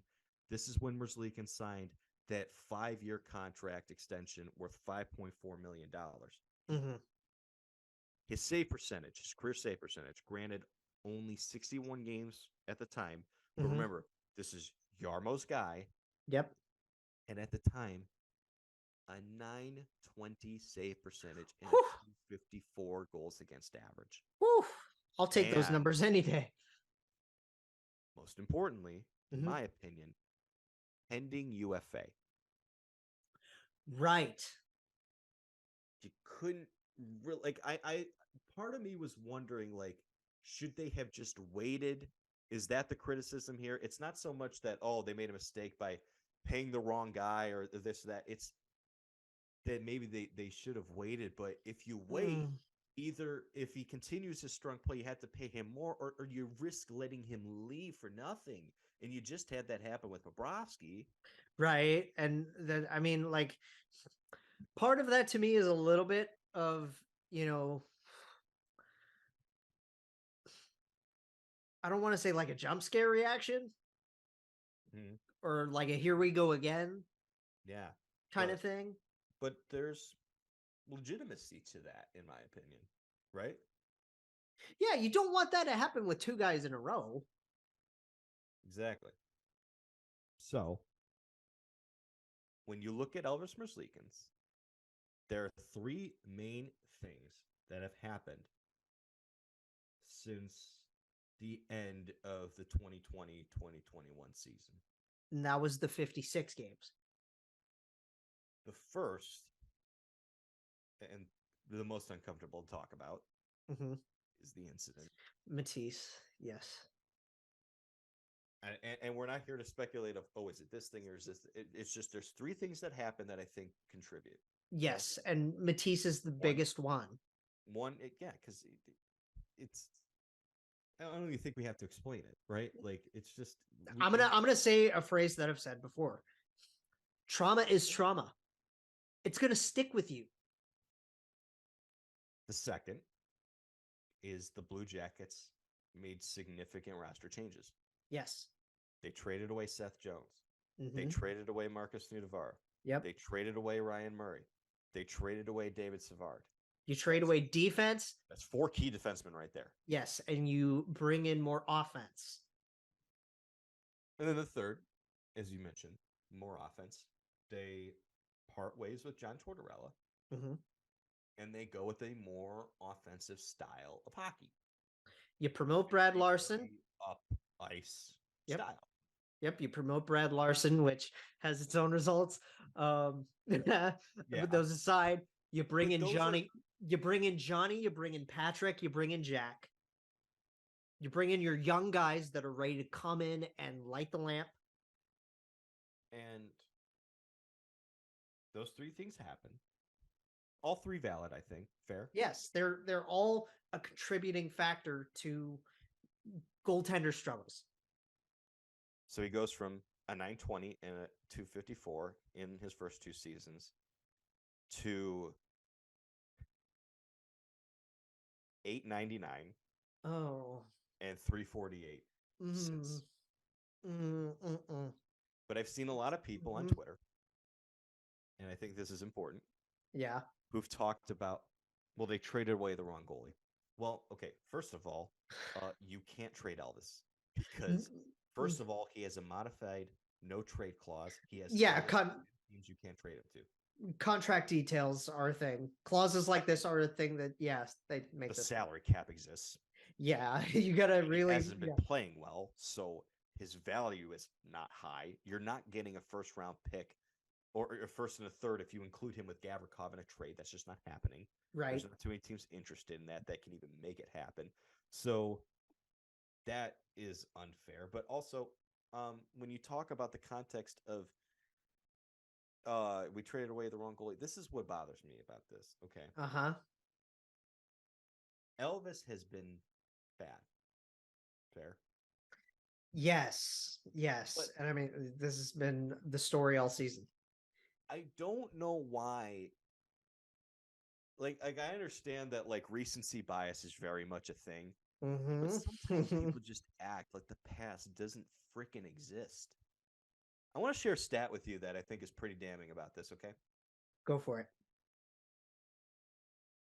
I just read you Elvis's stats Yeah. from the beginning of last season. 899, 348. You know what Jonas's is since Since since the start of last season? since the start of last year. So this is the same time frame we're talking about, and people are talking about Jonas as if he's the better goalie. He's got an 897 and a 358. Oh, His numbers are worse. I know he's played well this season. He yes, deserves and credit for playing well this season, but the play that we're seeing from Elvis right now is quite literally the play we saw from Jonas last season. well, let's while we're on the topic of Jonas being the guy that moves, I think this point needs rehashed. Outlier seasons. Yes, outlier seasons exist. Funny enough, so his save percentage since the start of last season is 897. Is that a familiar number? Yeah, because he's had that exact save percentage several different times in his career through a Yes. season. The 3 times when he first took over for Bobrovsky, the COVID shortened year, and then I believe there was one more year in there. So it was his first year, right? Season when Bobrovsky was hurt, he played super well, 920 save percentage. Yeah. When the 1920 season at the start, super well. 911 save percentage, was an all-star, but he got hurt, but he played well in the bubble too, so we looped that in together. And then this season, those are 3 seasons he played really well. Yes. Out of 8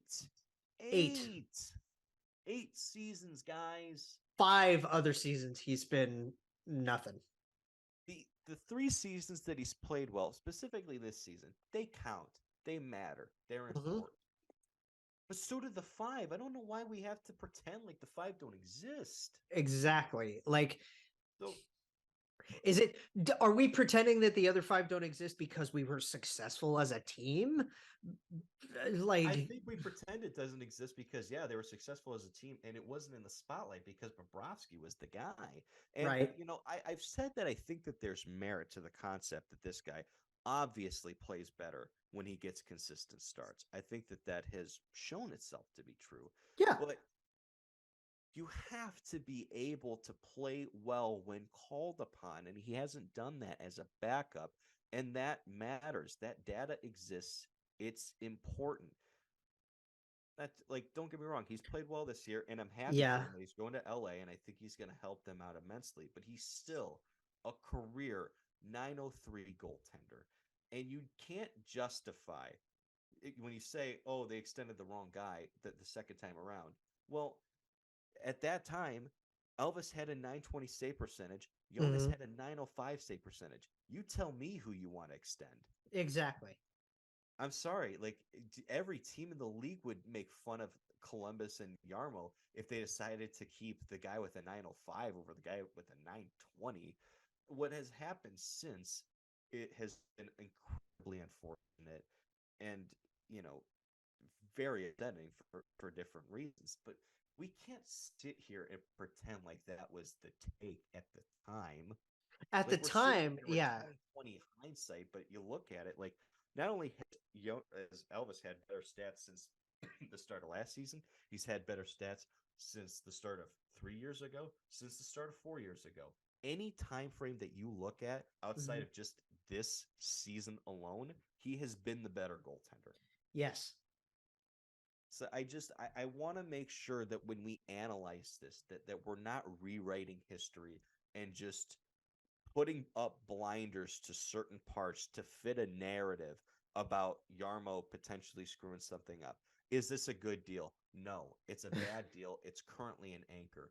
But we can't act like this was an Eric Goodbranson level screw up the second that it was signed. It's just blown up in their face. This is, we talked about outlier seasons with Corpy. I think this is way more of an outlier season for Elvis this year, and I'm praying that next year he comes back to form and we're able to do something. I don't know, what that something's going to be, whether it's more middle of the pack. That's vastly an improvement but I it's think it's like, come on. here's the thing. So we've talked to several times about how, like, I personally, this is just my opinion.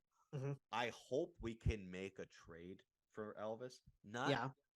for the Blue Jackets' sake, but for this guy's sake, that he can go somewhere else, get a fresh start, Compete and not have to worry about pressures that take come a like breather, and just play he's hockey and he's get back got to where he was. we talk about market pressures, Mm-hmm. right? And how when you're in a big market like a Chicago, a Toronto, a Boston, there's pressure from fan bases, there's pressure from media, there's pressure God. from literally anywhere you look, right? In Canada, it's been like Toronto, Montreal, Edmonton. They're brutal, brutal. Even Ottawa, like Ottawa's a little Vancouver. more Vancouver, yeah. Winnipeg, Yeah, God. like yeah. But even in small markets like this, when you're a guy like Elvis and you go through what he's gone through, there's the fan pressure and the media pressure really gets to you because you just you want to live your life without having to live with this as a like you don't want this affecting you. Think about standard. Elvis, since he has signed 2 extensions as a part of the Columbus Blue Jackets, and he was the first goalie picked by Yarmo, and he was chosen over someone that the fans obviously like. And I totally understand it from that perspective. If you're a fan who's upset about them trading Korpisalo because you like the person, he's a fantastic person. Yes. Totally, totally, totally understand the emotions that go alongside that. We experienced that. You just experienced that last season with Oliver. Exactly. Okay. Which, by the way, when this drops on Friday, Seattle's playing Columbus and he's coming back. Yeah, which will be an emotional night. So from that perspective, I totally understand why some people are upset about trading Corpy from that perspective. Yes. But when you talk about pressure, it's not just the term and the money he signed for. It's not just because they chose him over Korpisalo. Think about who he was replacing. You're replacing Sergei Bobrovsky. Sergei Bobrovsky's not easy to replace. Upon after X amount of games, after this sample size between the two of them. This is who we are choosing long term to replace that guy. Yes. A Vezina caliber goalie. He won the Vezina twice. Twice with you. He carried you through your first, sample into the playoffs that mattered. Like, damn near single-handedly took you to the playoffs in 2012, 2013 when he won the Vezina for the first time. Doesn't win it the next year, but takes you to the playoffs. Yeah. Torts gets hired a few years later, wins the Vezina that season, you win 50 games. Like, this guy was unbelievably successful with us. Now, the playoffs aside, was crucial in your 2019 sweep. Yeah, you know what? Yeah, like he wasn't very good in the playoffs, but he did have a good series against Tampa and then a pretty good series against Boston. So he got over those demons a little bit and helped you get your first ever playoff series win, which was big. But that's the guy you're replacing. That's huge pressure. That's incredibly big pressure. I think we need to we need to that's all this I wanted at some to point. say. It's not like I understand the emotions with it and I understand the frustrations with it. And I don't think anybody's wrong for being frustrated. I don't think anybody's wrong for being emotionally upset about Jonas Korpisalo being traded. I just want to make sure we're keeping this in proper perspective and that we're not rewriting and rechanging the course of history to fit a narrative that's just not true. Let's not rewrite history. Let's not take sides. Let's not turn this into a civil war. Literally. Yeah, and chances are, let's be real, like they're probably not going to trade Elvis this season, so it's going to be next season. Or what's going to happen? Well, it's going to be Elvis versus Tara. It's the whole new thing starting over again. Exactly. Guys, we cheer for this crest. Whoever's in that, whether if it's Elvis or Tara, or if they do trade him and they bring in another goalie, whoever it is, if it's Jet Greaves to succeed because we want this team to succeed. If it's Jet Greaves, I don't know. Michael Hutchinson. Michael Hutchinson, yes. Yes. Okay, we are going to cheer on Hutch. I'm going to say that right now. If he gets a couple of games, we're going to cheer for Hutch. Here's the good thing, okay? And this is how I think we need to look at this for the rest of the season, okay? Mm-hmm.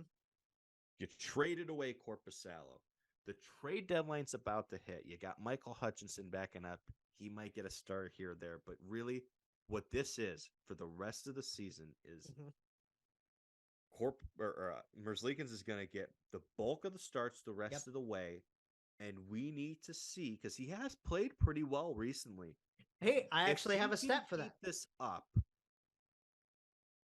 maybe that's enough for his confidence heading into next season.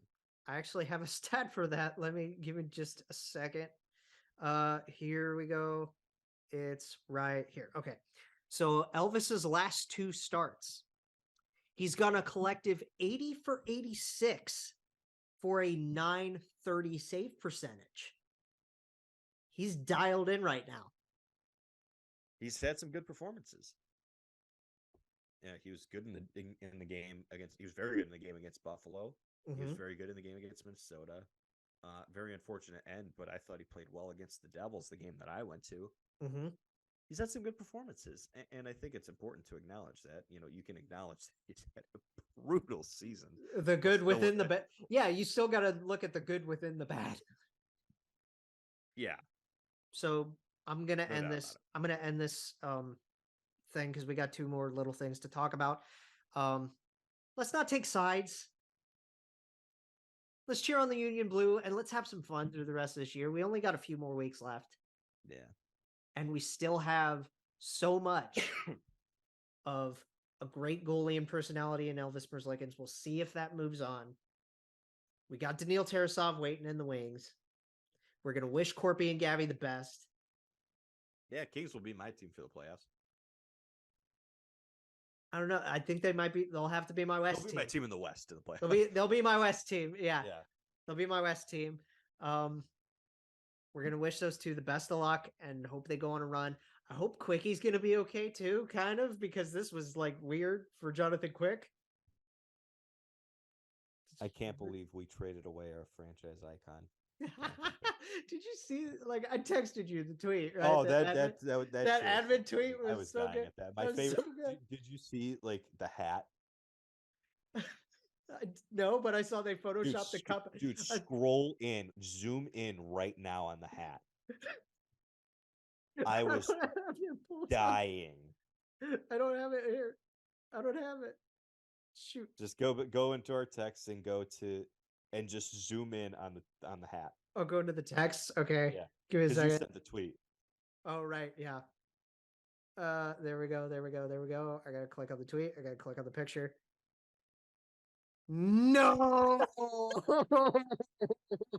They took, for anybody who can't see, they took the Stanley Cup that's what hat. I was gonna say. They photoshopped the cup out of his hands. Yeah. And you got the Stanley Cup champion hat, but they just slapped the Blue Jackets logo on it. That's so funny.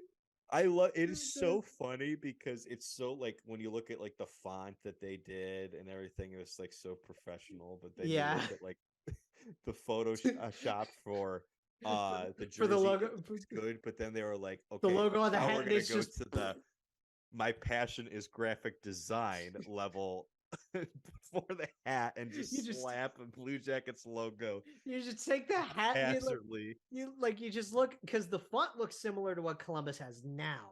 Yes. Right. So you just take the logo and then you just slap it right on there like that. It's like, okay. So yeah, Quickie, I hope he's okay. And I mean, like, they got to do like at least the 1-day retirement thing, right? For the Blue Jackets? For the Kings, dumbass. They got to do like the 1-day retirement thing, right? I would hope. I don't know, man.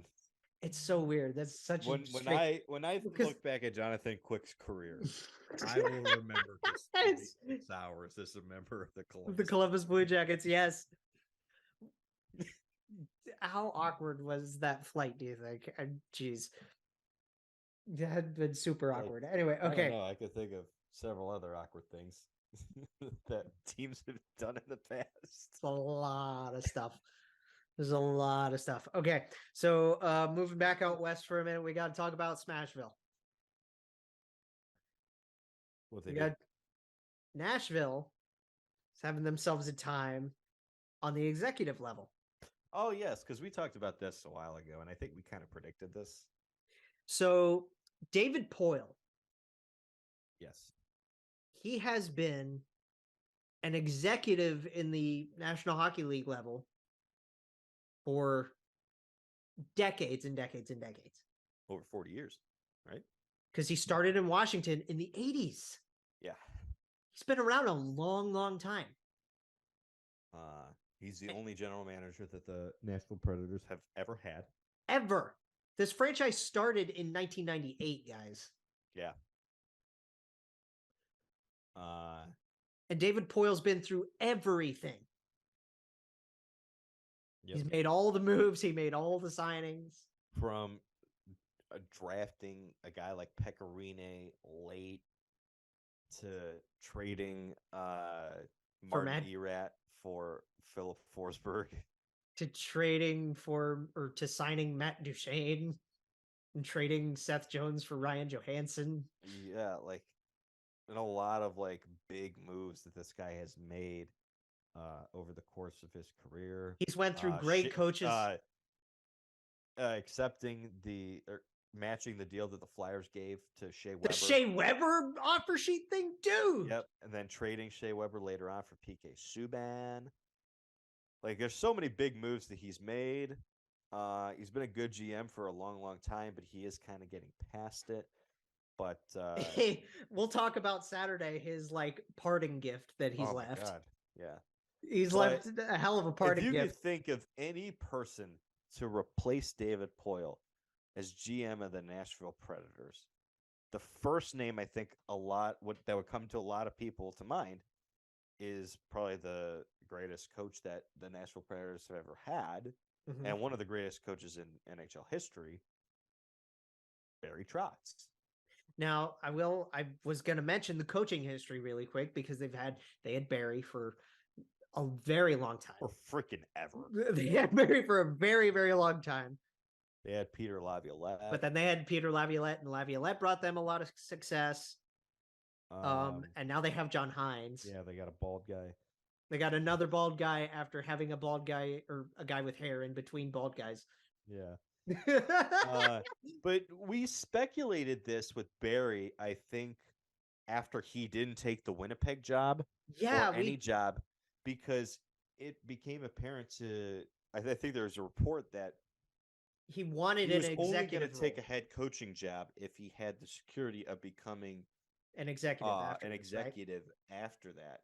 And once he didn't get a head coaching job, I think a lot of people were like, if David Poyle is nearing the end, then it might just make sense for him just to join the Nashville Predators in that role. And it's now become official. And I think this is fantastic for Nashville. David Poyle officially retiring July 1st. Barry Trotz is going to take over. 2023 is going to be Barry's first draft. Good luck, dude.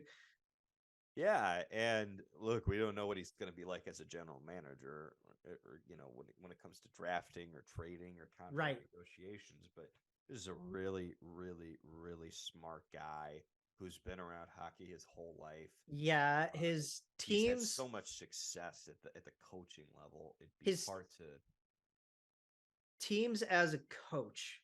Yeah, for Barry have always been extremely defensively minded, save for maybe when he was with Washington. Washington, right. Well, because Washington was the outlier. It's funny because when he was with Washington, he was able to bring some of that, but you also had. Here's his career. It was Barry's in Nashville for freaking ever. Yeah. They're one of the best defensive teams in the league. They've got an incredible goaltender in Pecorine, and they've got some decent offensive players. Right. Okay. Here's Barry Trotz of the New York Islanders later on. They're one of the better defensive teams in the National Hockey League. Might be the best defensive team in the National Hockey League. Able to Got a compete. couple guys who can maybe provide some offense, but they got good goaltending. Whether if it's Robin Leonard or if it's Ilya Sorokin or if it's Semyon Varlamov, yeah. And they're gonna go deep in the playoffs. They're gonna make the playoffs every year with this guy. He's fantastic. Okay. They're going to make great runs. They're probably going to give a run for their money into the conference final, if not cup final, Here's Barry Trotz with the Nashville Predators, or with the Washington Capitals. They have a lot of offensive talent, so we're just gonna ask you to back check just a little bit.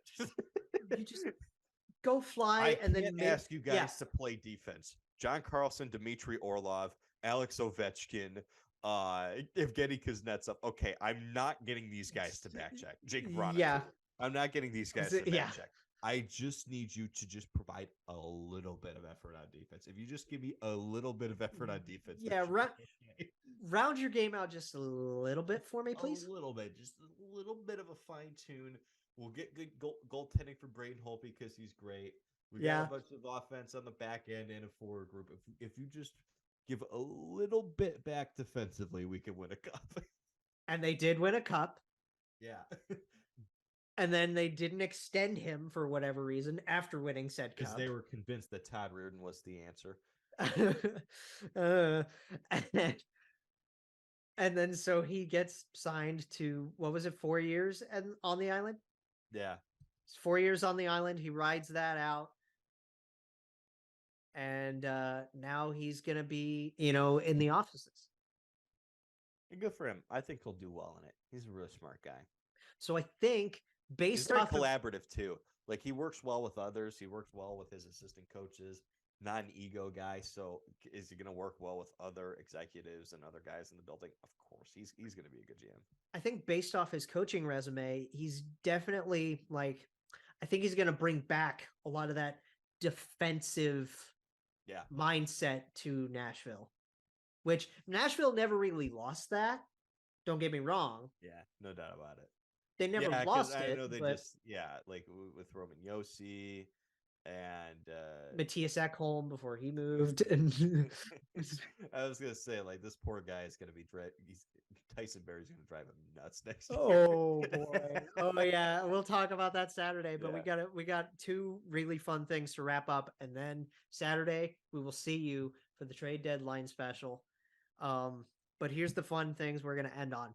First off, we had our first goalie goals in 5 years. Oh my God. Linus Goalmark. Okay, so not only is he going to win the Vezina, but he also scored a goalie goal. He scored a goalie goal. I love it. I love it. This is our first goalie goal since Pecorine and the Nashville Predators. Which, by the way, these two goals are like night and day. Oh my God, yeah. Because what happened with Pekka's was it flies all the way back to the end boards. He's behind in the trapezoid. He tees it up, and then he just whacks it all the way down. I believe they were also up by 2 or 3 in that game, so he had a little bit more freedom to do it. What was really impressive about Linus is it was a 2-1 game. It was a very tight game. It was, and he was being pressured left, right, and center. Pressured. Game on the line, only up by 1. And he took a chance and he scored. I love it. That's pretty damn cool. It's cool when a goalie scores anytime, but only being up a goal and doing that's awesome. Are we gonna ignore that it was against the Vancouver Canucks, or should we take that into account? I think we should maybe give him a little light on them today. We're gonna give him a little grace on that. Yeah. On Saturday, we're going to have some opinions on We're going to have some words on the Canucks. Yes. But because we've seen Jesper Wallstedt scored a goal at the AHL level. We've seen some goals overseas recently from goalies. This is our first one at the NHL level in 5 years, 6 years. Yeah. It's wild how rare this is in the National Hockey League. Yeah. It's just you can be a season ticket holder for a team for 25 years and never see that. Yeah. That's how rare they are. It's You crazy. could be a full season ticket holder for like over a decade and never see it. And go to everything, right? Yeah. Like it people really at is. people at TD Garden really wishing us something fun. That was at TD, wasn't it? Or was it at that was at Rogers? That was Vancouver. That's got to make it sting even more for the Vancouver. Like, oh, That'd be so demoralizing. especially because I was like, that God, the goalie scored against us. the goalie scored against us in a tight game. We're already having a shitty season. This is 2011 all over again. Oh yeah, true. The fact that it was the Bruins too. The 2011 rematch. Yeah. Gotta be. That's tough. I didn't even think about that. Oh man. Congrats Oh, to dear. Linus though, dude. Like, wow, No, you already seriously, got he does it all. What a guy. you got the Vesna locked up in like November. Forget about being the best goalie in the league. He's also the best offensive goalie too, apparently. Elvis Merzlikins has an assist. I'm gonna be really mean for a second. Of course you are. He has half as many goals as Liam Foudy. Oh, poor Liam. Poor Liam. God damn it. I love you, man. God, you fucking wow. But yeah, congrats to Linus Goalmark, because that wow. You want me to just call this episode Goalmark? Yeah, that'd be. It would be a great name. You like that? Cool. I do. All right. Consider me a fan. Cool. Last thing we're going to talk about is you know how JT Miller plays for the Canucks? Yeah. Well, Keandre Miller plays for the New York Rangers, and he did something kind of funny. Oh yeah. So Keandre Miller against the Kings. Hawked a loogie. Keandre Miller hawked a loogie at Drew Doughty against the Kings at MSG recently. Okay. Genuine opinion after watching that. Yes, and we've seen this. I actually believe him. What the? Oh, right. Yeah. When he his son- said that it was like when you look at it, like he looks like a guy who's just spitting on the ice, and Drew Doughty just gets in his way Yeah. because he looked confused as shit when they were reviewing it and they were throwing him out of the game. He's like, "What did I do?" I didn't do it like, well, because that's the thing. So let's compare this to the other spitting incident that we've been around, Mhm. right? Which was Garnet Hathaway with the Capitals against, funnily enough, Eric Goodbranson when he was a dunk. Yeah. The thing about the Hathaway spit, Dude, that was he wound up. that was heated. That I've was never seen intentional. someone wind up a spit. That was But heated. he That was, wanted to stick the landing on that. that was so funny because like it was in a big scrum and the refs are trying to break him up, and like he gets the rabbit punch from Goody, and then like he's already got his head tilted back ready for this, so he just goes patua and bullets this thing. Like you can't hear everything that's said on the ice, Right. but like you could almost hear him go. You need that. Like he was preparing for that. You need headphones for that, people. Seriously, wear this with your Raycons or whatever it is. We're not doing Raycon anymore, we promise. like that one was like Hathaway didn't even try to like make it look accidental or anything like that. No. He was like, "Oh no, I am spitting on this." He was like, bro, you rabbit punch me? Okay, I can one up you big time. But yeah, no, Keandre Miller's looked more accidental. Well, could you see he sent out an apology for it after, and it seemed very like he said that Drew Doughty like accepted it, like which no surprise there. And I think he apologized on the ice too. Yeah, or like around the locker rooms or whatever. And it's like the thing with Keandre's is, you know, you see that kind of thing all the time. Like when you're on a broadcast and you're cutting away to individual guys, you'll see like the mouth guard hanging out. You'll see just like a whatever, like you'll see just like a Let bleh, me tell you. right? You'll see that all the time. Yes. You see dudes spit on the bench all the time like that. There are three things every hockey player loves. Okay. One is spraying the water bottle on their face or in their hair. Yeah, yeah. Or into their teammate's mouth, a la Johnny Gaudreau. Or just doing it backwards, Dustin Brown style. or squirting it at like Sidney Crosby, like Henrik Lundqvist did. Two is they love practicing flipping the puck up way high in the air for no reason in warm-ups. Yeah. Everybody does it. And three, they love spitting. They love spitting on the bench, spitting on the ice. They like the over under for how many times a hockey player will spit in a game has to be at about 64 and a half. How often do you think that portions of the ice, like fractions, tiny fractions of the ice, or just spit, are like extra slick because of all the spit all over the ice? Yeah. They just don't care. They just spit. Like it's just a thing. The ice squirrels are there for Zamboni shavings and spit. Yes. Like yes. That's Zambonis why the brooms come out. Cleaning the ice, not of the skates, but of the spit. Oh god. So is it at all possible a guy could accidentally spit on another player as he skates on another player? Yes. Yes. I'm surprised it doesn't happen more, if I'm being totally honest. I'm surprised that this didn't come out like so. The whole thing, if we're looking at the incident as a whole, right? Keandre got the 3-game suspension that Hathaway got. Yeah, I disagreed with that.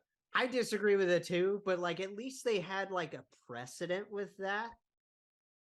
I would have either given him 1 game or just give him a fine. Yeah, just fine him for it. Just give him a fine and a stern warning. And just which like is really what I would have done, because I think it is legitimate that it was an accident. Dude. Because also Keandre Miller's not that kind of guy. You look at it, yeah, he's like Garnet Hathaway, like he's that kind of guy about it. That's his career. That's who he is. Yes. No wonder he went to Boston. He's right. He's a perfect Bruin. Like he was a Capital with Tom Wilson, and then he was a Bruin with Brad Marchand. And now Tyler Bertuzzi. Yeah, exactly. Okay, like it's so funny. But Keandre Miller is like he's a Lady Bing kind of player. Like he's a nice kid, kind of quiet. Yeah, he's just a nice, quiet kid. Like he's around our age, isn't he? Like he's like, geez. He's a good player too. I like Keandre Miller a lot. Very good player. I love Keandre. But yeah, I thought the league got it wrong with that suspension. I understand why they did it. As you said, there's a precedent. Yeah. But I think that there needs to be a precedent because because part of how we look at things when you think about suspensions is one of the things that's often talked about is intent. Yes, there was no intent. Is there intent to injure? Well, I think there needs to be a question of, is there intent to spit on someone? Yeah. And I would argue the one that had a 3-game suspension had all the intention, yes. And the other one kind of didn't have any. Well, like you look at the replay and you look at just Keandre's face. Yeah. In general, he just looks tired from his shift. Yep. And he just looks like he's just like have to suspend him. Just do it 1 game and just call it a day. 3 games was much for me. I didn't like that. Like even you look at how the spit kind of falls too. Yeah. Like it's just kind of like if he's trying to spit on Drew Doughty, the conversation should be that was a really weak one, man. That was a weak power on that. You could have gotten better location too. Exactly, because he kind of like spit on his like jersey. Yeah. Instead of like, oh man, you got him. Instead of like right on his cheek, like what happened with Goody, like. Yeah. I don't know. And it's just like fucking it's weird. And the other thing that's missing from this though is the Department of Player Safety like video with the Oh slideshow god, and that would have been so funny. with spitting in history. Yeah, spitting history. We got to make that like a recurring thing. Yeah. Is just making fun Yeah. of Department of Player Safety videos. Absolutely. I'm down for making fun of them any chance. I get. Because the dude that does those videos too is just like the way he speaks Yeah. is just kind of like, I can't believe this is my day job. Well, I mean, if the Shanna plan fails in Toronto, I think we can bring him back. Yeah, please, they could actually make some sense for once. Which I actually, do you want sense made out of this? Spitting? Out of player safety? You know what? Yes, I would like a precedent for spitting. A little bit, right? Maybe. Spitting, history, intent. That's it. That's all you need. Yeah. But I think this was a fun one. We ended This on is a some good fun. one. I had a this lot of was fun with really- this one. We took a way longer than we expected because we always You do. know what? Fuck it. Who cares? We could stand for a long one, right? Of course. Of course. Because I think the next couple are going to be pretty long too. Because Saturday, Good. we're bringing on our buddy Alex Chauvency for a trade deadline special. And get your questions tweeted and sent in to us because episode 100 drops Wednesday. Thank you very much. Love you guys. Thank you all for 100 episodes. Jeez. Jake Jackets, a podcast for fifth liners and all puckheads around. Follow the guys on Twitter at Snake Garinger, GARRINGER, and at by J Ashdown. And subscribe on YouTube or wherever you listen. March on.